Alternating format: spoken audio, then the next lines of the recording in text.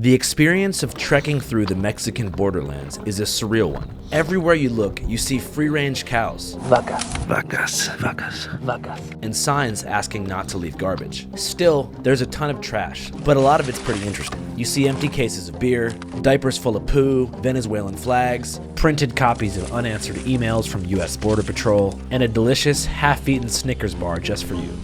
Hay mucha gente de Venezuela que... Aquí hay mucha gente de todos lados. As we begin to walk down a large hill, one of the coyotes stops us and tells us some important information. No es que sea peligroso, simplemente es mucha cautela, porque Mucha cartela. Para que así nadie sabe nada. no saben nada de nosotros. They say the cartel controls this particular human smuggling route, and that as freelancers, they failed to pay the coyote fee, or the cartel tax, which is usually about 20%. And they also didn't tell them we'd be filming. So, in the event that a collector rolls up demanding money, I have to act like we're just a couple of bros on a chill hike. Okay, está bien. Truly seeing no other option, I follow them down the hill and into the woods.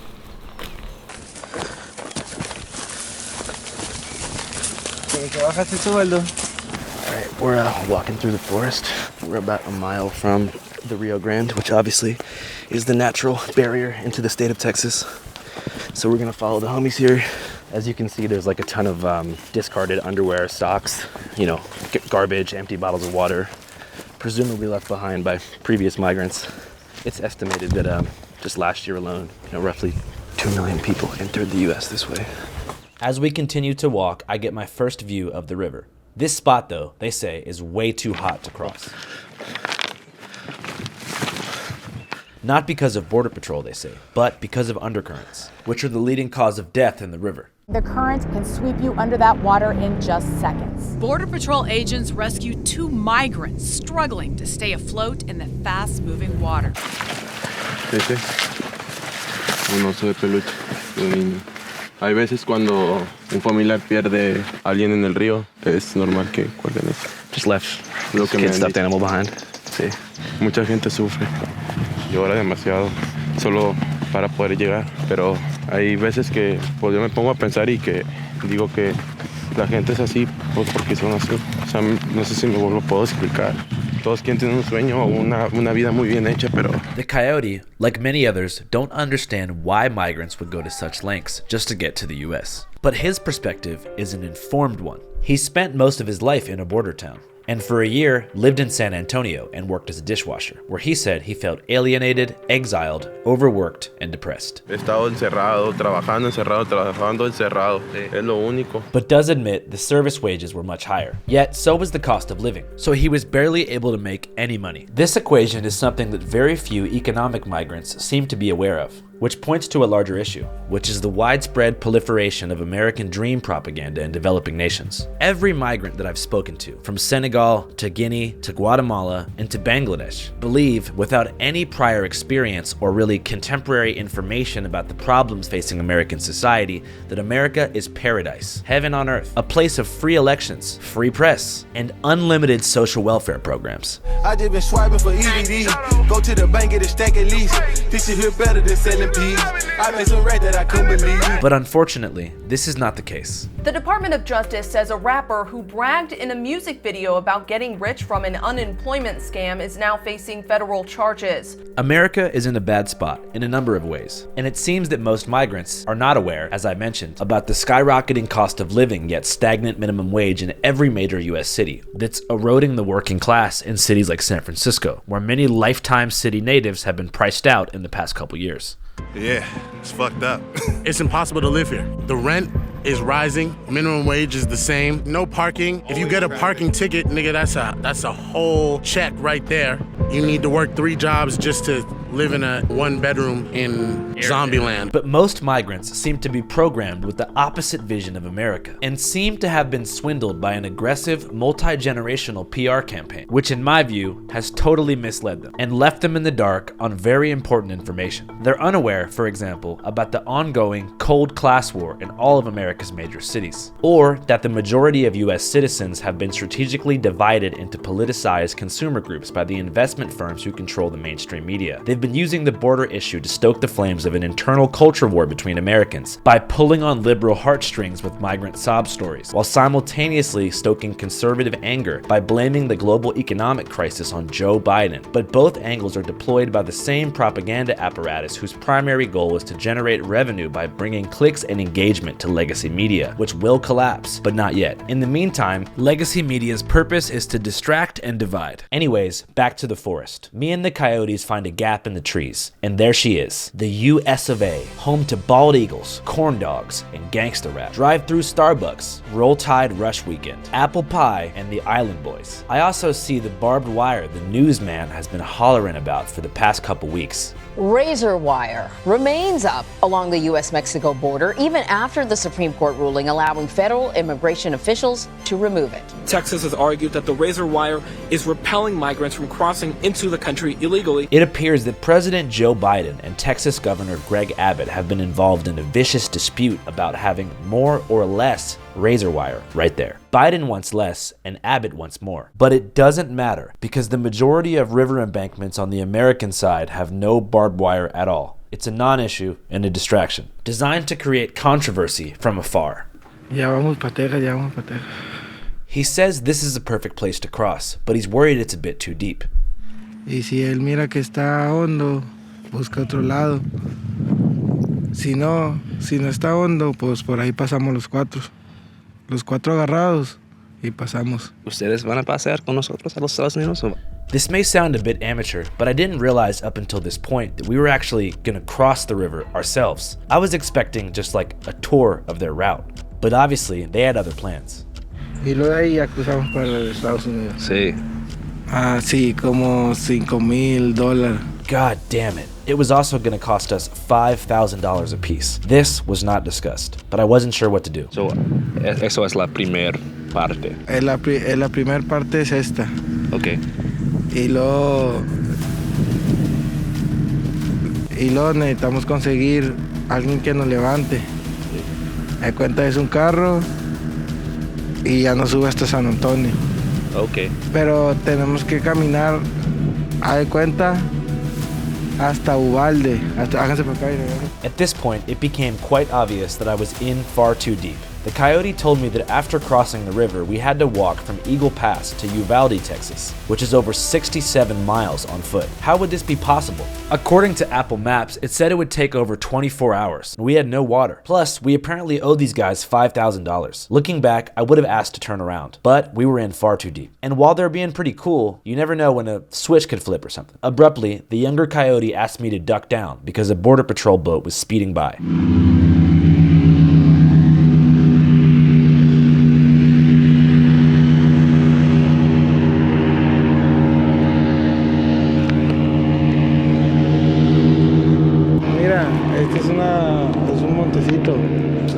Este es todavía un monte y después de este monte sigue ya lo americano. Okay. ¿Quieres vivir en los Estados Unidos o te gusta vivir aquí en México? Sí, yo quiero vivir en Estados Unidos, sí, pero eso ya va a ser después. Ahorita aquí estoy bien. Sí, tú tienes 18 años, hay mucho tiempo, o 19. Sí, 19. Okay, hay mucho tiempo para hay mucho tiempo entrar. The other coyote asks me to give him the 100 pesos that I'd brought along for emergency purposes. He says someone spotted us and is asking for money. Perhaps naively, I approach the man to see what's going on. The man who asked us for money is a bit strange. He seems to function as both a tax collector and someone who provides first aid and flotation devices to migrants. Whatever his title was or who he works for, I don't know, but there was no option but to bring this man along. Hola, ¿qué pasa? ¿Puedes decir tu nombre y dónde eres? Me llamo... Soy de aquí de Piedras Negras. ¿Qué haces hoy? Pues aquí apoyando a la gente que va cruzando, los estamos apoyando, cruzan y a veces no traen su chaleco, no traen protección para el agua, ¿verdad? No traen salvavidas y pues los estamos apoyando, ¿verdad? En eso, para que no vaya a haber un accidente o algo, porque la gente no conoce el río y llega y nada más quiere brincar y cruzan con los niños en los brazos y pues yo también tengo hijos y eso es lo que... As we learned in our previous episode, the Rio Grande is 4 feet and 9 inches deep. and 58% of Mexicans reported as not being able to swim. So many children and older grandmothers who try and cross the river into America but are below 4'9" end up drowning. 3 migrants have died near Shelby Park in Eagle Pass. A woman and 2 children drowned in the Rio Grande River. 4 migrants, including an infant, have drowned in Eagle Pass. Lo que muchas veces no miran ellos, ¿verdad? O sea que pueden tropezar o algo y en lo que se tropiezan el niño puede agarrar agua o algo. Y sí, pues a veces no les ayudamos, pero les avisamos, ¿verdad? Es peligroso, aparentemente se mira tranquilo, pero sí hay lugares donde está hondo y puedes ir caminando y de repente pisas y te hundes y poquita corriente que haya en ese pedazo te lleva. Sí, ¿qué tipo de trabajo haces? Creo yo, anda entre los $7,000 y $10,000 entrar a los Estados Unidos. Me queda cerca del río y vengo aquí al río a ver en qué puedo ayudar y a veces me dan algo de dinero, ¿verdad? Sí, gracias mi amigo para la entrevista. ¿Qué? Sí. Chile, ¿tú quién eres, compa? Despite his good Samaritan framing, we had no option but to pay him for his services. Still, apparently this is a bad place to cross. Our coyote points to the water to show me something. Pues hay varias ocasiones que hay muertos ahí en las pelotas naranjas. Yo le digo las pelotas de la muerte, ¿verdad? Porque cada vez hay muertos ahí. He points to the orange buoys in the river, installed by the state of Texas to deter migrants. A disturbing discovery at the border. Security officials found a body trapped in the buoys recently placed in the river across from Eagle Pass. The coyote says that on multiple occasions he's seen dead bodies trapped in the buoys, so we'll need to keep walking. But stops to tell me that he believes the Border Patrol boat from earlier has been following us using infrared heat sensor cameras. Out of nowhere, the first aid collector man starts hauling ass and my coyote follows him. Naturally, I run after them for about 10 minutes until we finally get back to a new spot in the forest. Once again, they bring up money. So kind of what they were saying was that right now the standard market rate for an average border crossing with a coyote is between $3,000 and $5,000. I'm not sure how they expected me to pay them, but I wasn't worried about that. My primary concern was getting back into America. Once there, I'm sure we could easily arrange some kind of wire transfer or something. But I didn't feel that a remote forest in Mexico was the place to negotiate, so I kept going. All right, so we just made it on a maybe 1.5 mile hike through the woods, and now we're here on the banks of the Rio Grande. I hear the sound of a machete striking a tree behind me in the distance, so I turn around. What the fuck? ¿Está bien? Okay. ¿Tú conoces? Okay. All right, guy with a machete just came out of nowhere. I guess it's kind of normal to want to chop down sticks and shit out here. But yeah, definitely not the most chill thing to see right now. My coyotes assure me that all is well. He was just making sure that we paid the first aid man. And after a final plunge deep into the woods, we found ourselves at the perfect embankment.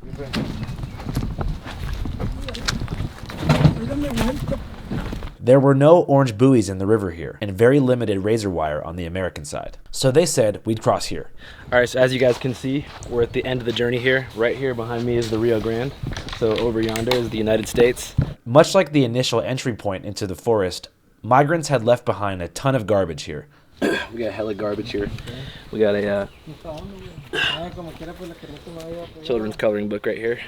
I hope they're doing well, but I must say they did not do a very good job. But it's all good. Let kids be kids. There was also a bunch of dudes there, just hanging out. We got like a Mexican Ernest Hemingway type figure down here. Just fishing and wishing people the best of luck. Be careful. You have a good trip. Be careful. I'm not sure why, but Ernesto's words gave me the confidence boost that I needed, and the coyotes said it was go time. Come on, come on, come on. Vamos. Okay. See, after stripping down to my boxers and taking off my shoes, the reality of the risk that we're about to take begins to set in. At this point, I wonder if this whole thing was worth it. After all, many migrants have died on this exact journey. In 2019 alone, 109 people lost their lives in the Rio Grande River. And last month, the body of a young girl was pulled from that body of water after an unsuccessful attempt to cross. I see a picture of a young boy on the ground and begin to wonder, did he make it across into America for a better life? There's no way to know. There was also no time to ask questions. The first coyote was already in the water, and it was my turn. Step by step, I inch myself down. And after a few small strides, I reached the waterline. From there was only one way to go. In.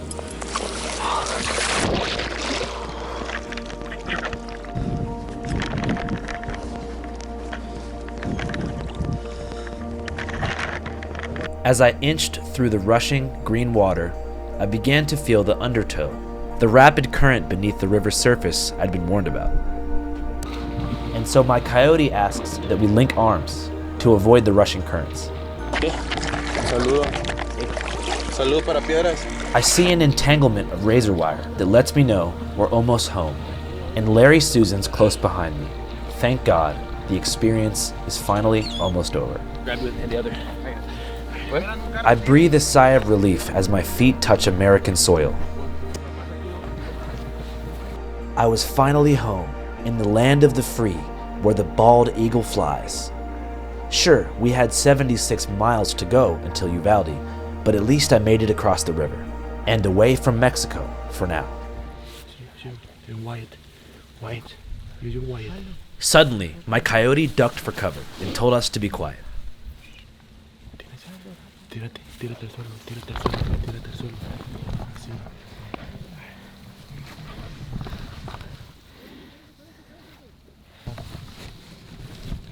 Manos arriba. Ven pa' acá, usted. Speak English. Hands up. Speak English? Yeah. Get up. Let me see your hands. Got any guns on you? No, sir. Face away from me. We're journalists. Usted, manos arriba. Bájate. Súbete. You too. You speak English? Yeah. Stand up. I couldn't believe it. Border Patrol had been watching us the entire time since we entered the forest, Yeah, I can clearly hear him swimming. and set up an ambush on the American side to apprehend You us. two, face away from me. Walk backwards over here. Hey, ven pa' acá, wey. Immediately, my coyotes jumped back into the water, swimming back to Mexico. Come back over here. Get over here. This left us alone in Border Patrol custody. There was one guy here, he obviously ran back, and then the two USCs right there.